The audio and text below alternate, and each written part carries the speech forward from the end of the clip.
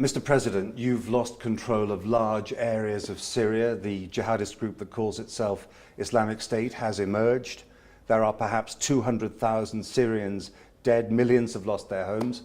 The UN envoy, Staffan de Mistura, has called this the most serious humanitarian crisis in the world since the Second World War. Has Syria become a failed state? No, as long as the government and the state institutions fulfilling its duty toward the Syrian people, you cannot talk about failed states. Talking about losing control is something completely different. It's like if you have invasion of terrorists coming from abroad, and the government is doing its job in fighting and defending its country. Can we briefly go back to when all this started in 2011? Mm-hmm. You've said that there were mistakes made in the handling of those early demonstrations. Did you make mistakes yourself? No, I never said we made mistakes in handling this. I always said that anyone could make mistakes, but there's difference between... Did you make mistakes? There's difference between talking about or asking your question about policies and about practice. There's a big difference. If you want to go back to policies, we took the decision to fight terrorism from the very beginning. We took the decision to make dialogue on national level, and I think both policies are correct. While if you want to talk about mistakes in practice and some mistakes committed towards some civilians, that happened from time to time, and some people were punished for these mistakes. But you didn't make mistakes personally in your handling of the crisis? I said every person do mistake every day. Otherwise, if you deny the mistakes, we deny the human nature of the people. You've talked about the influence of terrorism, as you call it, from the very beginning, but I was able as a reporter to go to some of those early demonstrations inside Damascus, in areas outside as well. Mm-hmm. And people there were not saying they wanted an Islamic caliphate. Mm. They were saying they wanted freedom, democracy, not some kind of, the kind of vision that IS have now for the country. Do you think you got it wrong? You in the West called it that time, and some still talk about that period as peaceful demonstration period. And I will tell you that during the first few weeks, many policemen were killed, shot dead. I don't think they were shot dead and killed by the sound waves of the demonstrators. So it was just a fantasy to talk about this. We have to talk about facts. From the very beginning, the demonstrations weren't peaceful. Some who joined those demonstrations, they wanted democracy, that's true, but that's not the general case. This is first. Second, you're talking about 140, the highest number of demonstrations in one day. All over Syria, 140,000. Let's make it 1 million. Let's say I'm minimizing the number. I'm not, but let's say that. Make them 1 million. 1 million for 24 million Syrians is nothing. Now, in 2012, I was in Douma, which is a suburb of Damascus, as you know, which has been held by armed rebel groups. And I spoke to a man there who said he defected from the Syrian army, and this is the quote. He said, "I've escaped because I can't see my people, my Syrian family being killed at our hands." And he meant the hands of the Syrian armed forces. Do you think that some of the activities of the Syrian army help create the nightmare that Syria is in right now? If you're talking about the conflict taking the military shape, any war is a bad war. And in any war, you have civilian casualties. That's why every war is bad war. So you cannot talk about war, benign war, without casualties. That could have happened, but it's not policy. When you talk about governance, you talk about policy. What the decision that we make on political level, as I said, fighting terrorism, defending the civilians, we are defending the civilians, and making a dialogue. And if we were the one who killed our people, as they say, how could we withstand 4 years while the people are against us, supposedly, and the West and the regional countries, and I spent 4 years in my position with the government, with the army, with the institution, without public support? That's impossible. That's mentally unpalatable. When you talk about terrorism versus what you represent, you know the accusation that has been made, that you have concentrated your forces in recent years against the non-jihadist parts of the armed resistance, the armed opposition to you, and that you have tried to give Syrians essentially a false choice between you and between the likes of Al-Qaeda and Islamic State by trying to eliminate the middle ground. Perhaps it's worked well as a political tactic, hasn't it? Was that your idea?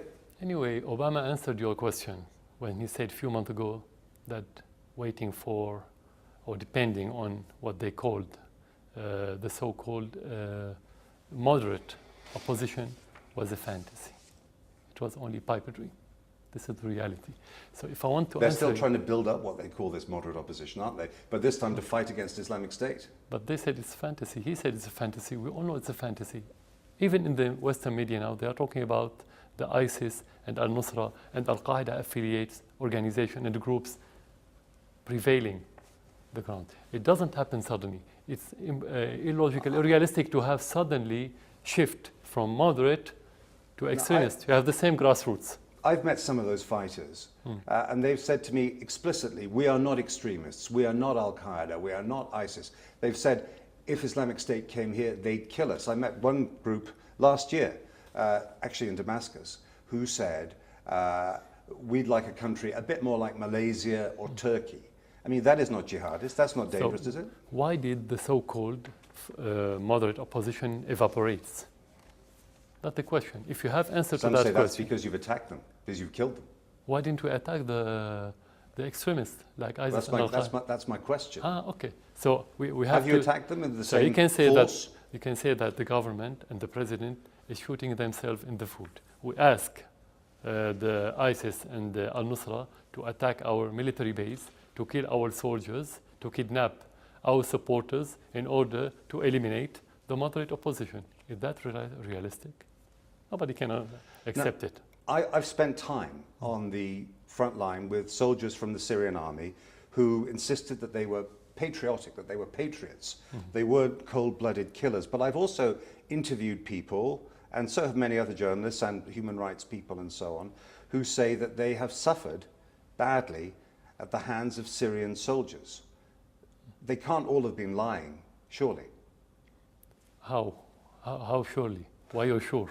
Well, because the weight of testimony, Human Rights Watch, for example, 30th of January this year, has said that forces loyal to Bashar al-Assad, quote, have deliberately and viciously attacked civilians in opposition-held areas using indiscriminate weapons, notoriously barrel bombs. This is childish story that keep repeating in the West. It's childish. Childish. Why?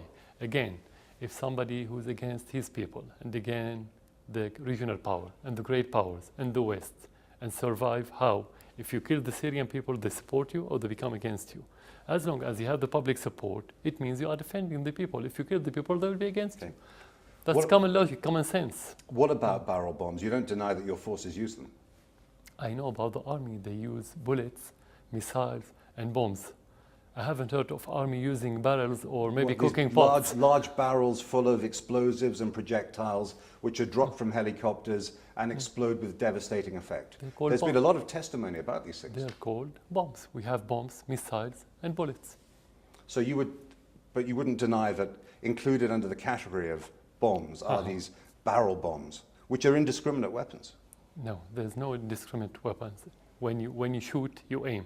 And when you aim at terrorists in order to protect civilians. Again, if you're talking about casualty, that's war. You cannot have war without casualty. There are always casualties in war and civilians die as well, but it is the responsibility under international humanitarian law for belligerents on both sides to do everything they can to protect civilians. And the accusation against the Syrian army is that by using barrel bombs, indiscriminate weapons, and Staffan de Mistura, again, the UN envoy, he's talked about the constant fear of barrel bombs, means that you are not respecting humanitarian law by protecting your own people. What do you say to that? First of all, we've been attacked in Damascus and in Aleppo. We've been attacked by the rebels, not vice versa. They've been attacking the Syrian with mortars. So you have to retaliate and defend your people. That's self-evident. Second, again, you are talking about somebody or government who's killing its people and the people supporting the government. This is contradiction. There's no logic in it. Of course That's you the have. answer. How can you have support and kill the people at the same time? Of course you have many supporters among part of the Syrian population, but in areas held by the rebels, the accusation is your people have used indiscriminate weapons, which they may well have attacked places where there are armed rebels, but because there are civilians there as well, the civilians have also died. And if you used less indiscriminate weapons, like barrel bombs, then this kind of thing would not be happening. During the war, you can have any kind of recrimination, any kind of allegations. Every party could blame the other one. But you have to talk about the reality. The family of those fighters, they came to the government in order to have refuge, not vice versa. You can go now and see where they live and who take care of them. If we would kill civilians, civilians should have fled to the other side, not to come to us, to the government side. If you stopped barrel bombing, and it does happen, would you not help your own case internationally? There are people now who are saying that you are a potential partner in the fight against Islamic State and that you could be part of the solution, not part of the problem. And it would be quite an easy thing, wouldn't it? Simply to order your generals, you say, look, no more of these attacks.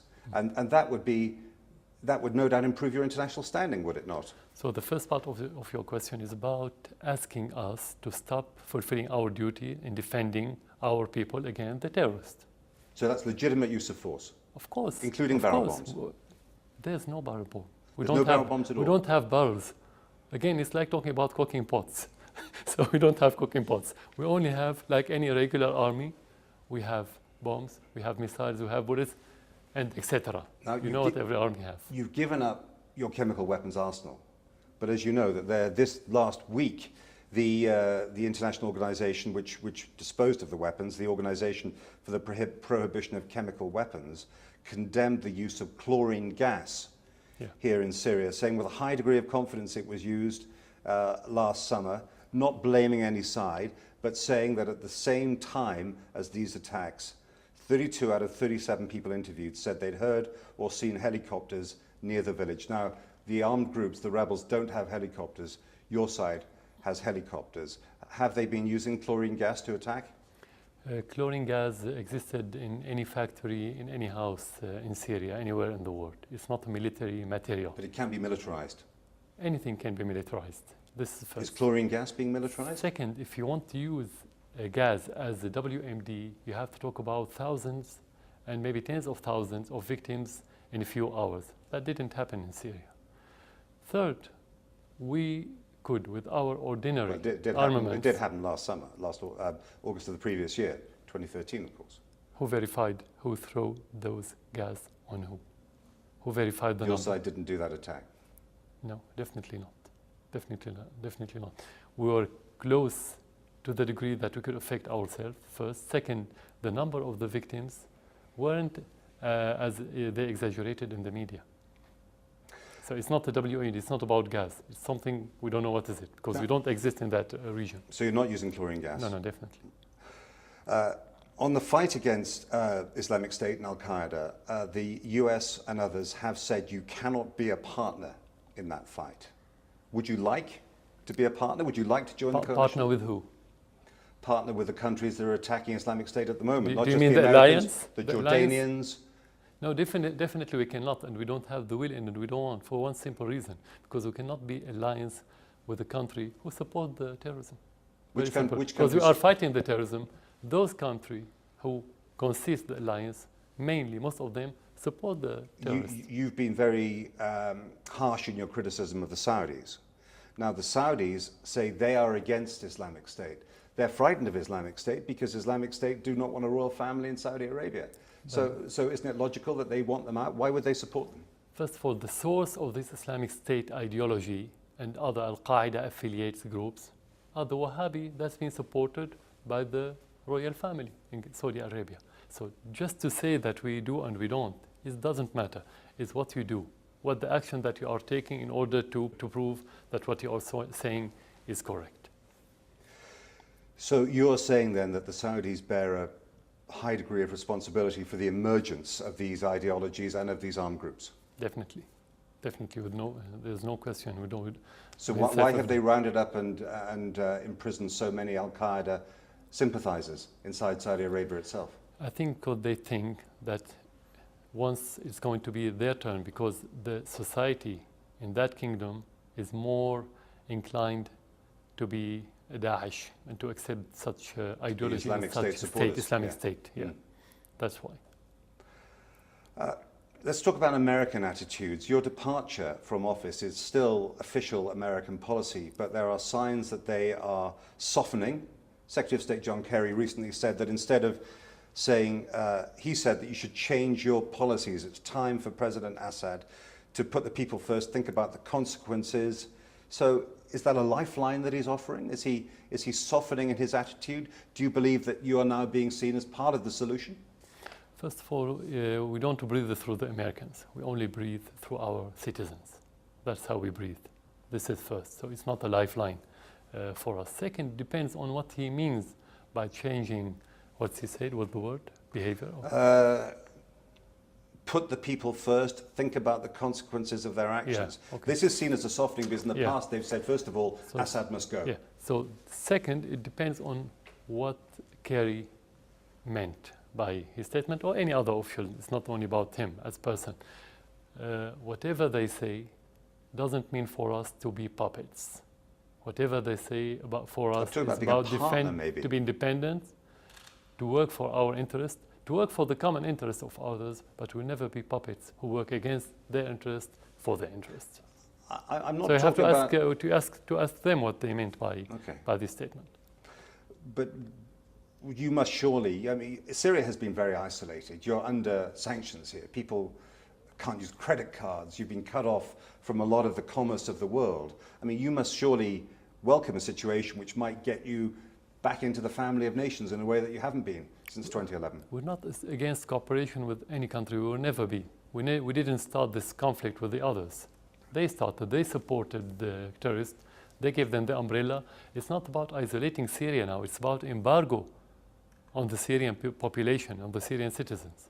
It's different from isolation. It's completely different. Do you talk to the Americans? There are American planes in the air above Syria the whole time. Do you coordinate?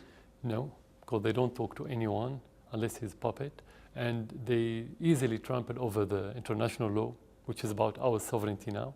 So they don't talk to us, we don't talk to them. But I'm curious that at a time when there's the American military in the air above Syria, and your people are in the air, your Air Force is also in the Syrian Air Force is in the air above Syria, that there haven't been any incidents between the two.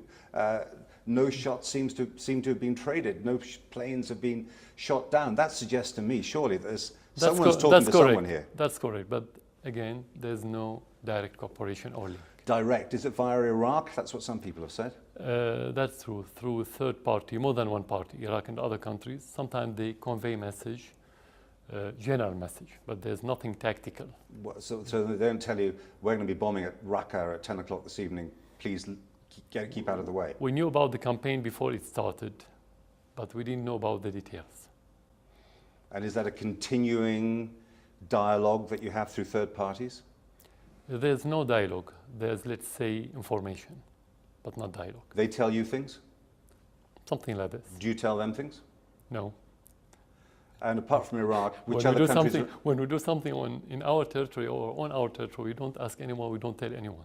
We just do it. You don't say, look, if you see Syrian helicopters over a certain area at this hour, please don't shoot them down. No, that's what I meant. There's no tactical cooperation or third-party through third-party cooperation. Does the bombing of IS benefit your government? Chuck Hagel, the former US Defense Secretary, certainly said that the bombing benefited you, and he resigned shortly after he said that. Do you feel safer as a result of the fact that the Americans are helping you take care of your enemies? But that question is contradicting with the first question when you said that we were supporting ISIS in order to get rid of the moderate. If we are against ISIS, we don't support ISIS. So this question is more realistic that, yes, it will have some benefits, but if it was more serious and more effective and more efficient, it's not that much. Can we talk about the humanitarian situation a little bit? One of the effective military tactics the Syrian army has used is to isolate areas held by rebels and effectively to starve them out. But that has had the effect also of starving civilians. And that, again, is against the laws of war, starving civilians. That's not correct for one reason, because in most of the areas where the rebels take over, the civilians fled and come to our areas, very simply. So in most of the areas that we encircle and attack are only filled with militants. That they may have come to your areas, not because they want to come, but because their areas are being heavily bombed. I've been in some of the suburbs of Damascus, which are a huge contrast to here in the center, where there's sometimes rubble, 20 meters high. No, and no wonder people would want to get out of those places. That's not realistic for one reason, because the natural reaction of any person, of the people, of the families, of the population, is to flee from any area where they expect a conflict. That's why they fled that area, because they expect fighting between the army and the militants. They fled that area, and they come to the government. It is the case, though, that your government has restricted the supply of medicines to rebel-held areas. No. The Elizabeth Hoff, Syria representative of the World Health Organization, said at the end of last year that the government is restricting what is sent to rebel-held areas. Do you accept that that is a problem for the civilians who are still in those areas? You know that the northern city of Al-Raqqa, that's been taken over by al-Nusra first, then later ISIS. You know that. Yeah. You know that till this moment we still send them food and medicals and everything. So how can we do it for any other area in Syria? Valerie Amos, who's the UN Under-Secretary General for Humanitarian Affairs, said in a statement to the Security Council in January of this year that she criticized very harshly what Islamic State and others are doing, but she also said the government's failing. She said, for example, last year there were 16 requests for convoys, aid convoys, into eastern Ghouta near Damascus. Only 4 were carried out. The other 12 requests were, quote, unanswered, denied, or subject to conditions that could not be accommodated. And so for them, that adds up to the Syrian government blocking aid convoys to civilians in those areas. The same areas are shelling Damascus every day, the same area that he's talking about.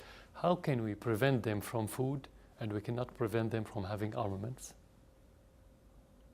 So what are you saying, that they should bring in food themselves rather than just shells? No, I mean, if we can prevent the food from accessing those areas, can't we prevent the armaments from accessing the same areas? How can we allow the armaments to cross? I don't know how you run the war, but what I'm saying, the UN is saying that convoys are not getting in there. I'm just putting you the contradiction in their statements, just to know. If you can prevent food from accessing, you can prevent armament. And definitely the priority for us as government is to prevent the armament from crossing. So if civilians suffer as a result of the lack of these convoys, that for you is unavoidable collateral damage? No. We are talking about unrealistic, unobjective statements. We cannot discuss it as fact. You know, this is part of the propaganda against Syria for the last 4 years. So whatever Amos or any other official or any organization say something against us doesn't mean it's real. We have to verify what they say. And is it part of the propaganda? Is it politicized or what? Do you see yourself as the great survivor now of Middle Eastern leaders? President Obama called for you to step down as early as 2011. 2013, there were lots of reports that you'd fled to a Russian warship in the Mediterranean, but you're still here. Your family is still here. Do you think that, looking back on it, that you've had a lucky escape? No, for one reason, because it wasn't about me to be survival. It was about Syria. It was about terrorism. It was about changing its state and president because they don't like those state or their president. They don't like their policies. That's what it's about. It's not personalized problem. They want to personalize it to link everything to the president. But what a price to pay. Syria's in ruins. There are hundreds of thousands of people dead. You've been the commander. You must bear command responsibility for some of that. Yeah, according to the constitution and according to the ethics of your job, is to prevent your country when it's under attack, not to flee and run away. And that's what we've been doing. I spoke to a teacher who'd come from Kabul, which is an area which has been held by the rebels, after her school was hit. And she said, by shelling coming from the Syrian army side. And she said, it's the president's responsibility to keep children out of this war. It's okay for him to fight the terrorists, but what have children done to deserve this? They don't have weapons. He needs, both sides, she said, but he said he needs to to stop shelling the schools. What is your message to her? What the aim of shelling schools, realistically? Why do a government shell a school? What do we gain? Have you shelled schools? Why? No, definitely why? Because if you don't have interest, put aside the duty, put aside the morals of the issue. Talk realistically. What the aim of any army to shell a school? So you deny anything, The government any of is that has happened? the government is going to pay to rebuild these schools. We are paying to maintain the destroyed schools. How can we shell schools? Why do you want to kill students and children? What do we get? That teacher had the wrong idea. Again, it's different between having casualties during the war, because that's a war, and every war in the world has these side effects, and between aiming at school. That's a big difference. There's no way to aim at school. What keeps you awake at night? What keeps me awake at night? Many reasons that could affect any human life. Could be personal, could be your work, Your job? could be your job, could be personal. Like I'm a human. What could any human be affected by? I will be affected with the same factors. Have you thought about those casualties and felt or understood the pain of the families and of the people wounded and killed and injured? This is something we live in every day, whether they are from opposition, from other side, or whether they are supporters. You live with it. We are human. We live with the casualties, with the death issues on daily basis. They are family who love their dear ones. I lost members of my families. I lost friends. I lost people I work with. It's something we live every day with in pain. President Assad, thank you very much. Thank you for you.